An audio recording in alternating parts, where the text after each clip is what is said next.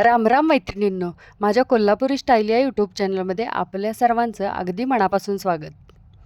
उन्हाळा चालू झाला की सगळ्यांची गडबड चालू होत्या.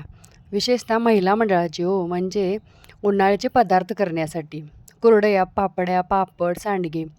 आम्ही पण अशा अनेक उन्हाळ्याच्या पदार्थांचे प्रकार केल्यात. कुरडया केल्या, पापड्या केल्या, हंडीपापड केले, सांडगे केले आणि एवढं सगळं करून झाल्यानंतर आमच्याकडं 1 किलो हंडीपापडाचं पीठ शिल्लक होतं. हंडीपापडाचं म्हणजे कसलं तर 2 दिवस तांदूळ चांगले भिजवायचे आणि नंतर वाळवून गिरणीतून दळून आणायचे. दळताना मात्र 1/2 किलो शाबू त्याच्यामध्ये घालायचा आहे आणि मग दळून आणायचे, म्हणजे पापड अजिबात चिरत नाहीत. आम्हाला पण सगळेच पदार्थ असं परफेक्ट जमतात असं नाही, म्हणून आम्ही काय करतो आहे, आमच्या घराजवळच आमच्या मामी राहिला आहेत, त्यामुळं त्यांना अगदी परफेक्ट उन्हाळ्याचे पदार्थ जमतात, म्हणून त्यांच्याकडेच जातो आहे आणि त्यांना सांगतो आहे की फक्त पीठ शिजवून तयार करून द्या, बाकीची सगळी प्रोसेस आम्ही करतो. आम्ही ह्यावर्षीसुद्धा सगळे पदार्थ त्यांच्याकडे जाऊन केले आणि जे 1 किलोचं पीठ राहिलं होतं हंडीपापडाचं, त्याचं म्हटलं बघूया आपल्याला येतात की नाही ते, म्हणून काय केलं, पीठ पहिला कुकरच्या डब्यामध्ये घालून मोजून घेतलं. 1 डबा पीठ झालेलं, पातेल्यामध्ये पाणी ठेवलं 1.5 डबा. ज्या भांड्यानं आपण पीठ मोजतो आहे त्याच भांड्यानं 1.5 पट पाणी घालायचं. पाण्याला उकळी आल्यानंतर त्यामध्ये घालायचं मीठ, 2 चमचे पापडखार घातला, जिरे घातले, पावडरसुद्धा घातली तरी पण चालत्या आणि नंतर 5-6 टोमॅटो घेतलेले आणि 7-8 हिरव्या मिरच्या मिक्सरला एकदम बारीक प्युरी केली आणि ती प्युरी घातलेली होती.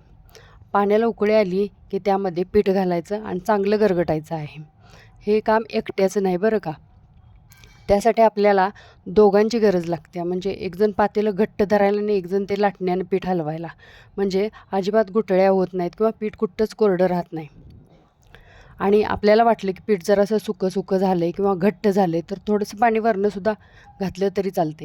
ही सगळी प्रोसेस झाल्यावर झाकून ठेवायचं आणि 5 मिनटानंतर एक वाफ दिल्यानंतर गोळे करायला घ्यायचे आहेत.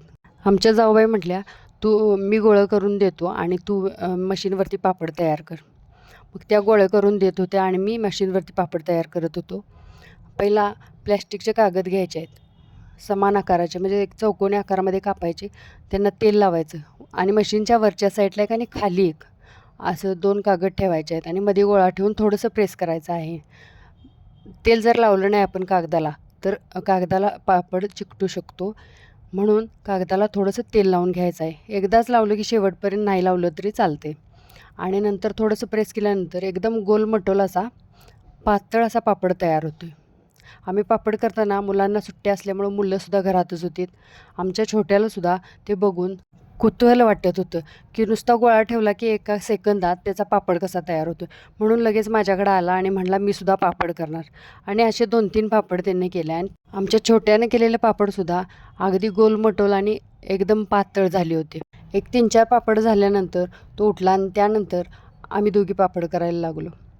पीठ निम्मं झाल्यावर गोळे करून आमच्या जाऊबाई थकल्या होत्या आणि मशीनवर पापड दाबून मलासुद्धा कंटाळा आला होता, म्हणून म्हटलं आता वेगळाच फंडा करायचा आणि काय केलं, कुरडईचा साचा घेतला आणि साच्यामध्ये पीठ घातलं आणि म्हटलं बघूया तरी कुरड्या येतात का नाही ते, आणि पीठ घातलं आणि गाळायला घेतलं तर एकदम मस्त अशा कुरड्या झालेल्या होत्या.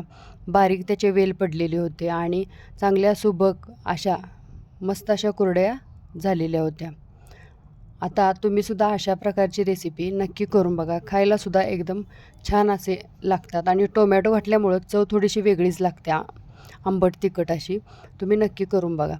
आता लवकरच पावसाळा सुरू होणार आहे आणि पावसाळ्यामध्ये असे कुरुम पदार्थ खायला लय भारी वाटते आणि म्हणूनच तुम्हीसुद्धा अशी रेसिपी नक्की करून बघा. माझी ही रेसिपी तुम्हाला कशी वाटली कमेंट करून सांगा. आवडल्यास लाईक करा, शेअर करा आणि अशाच वेगवेगळ्या रेसिपीज पाहण्यासाठी माझ्या कोल्हापूर स्टाईल या यूट्यूब चॅनलला नक्की सबस्क्राईब करा. Bye bye.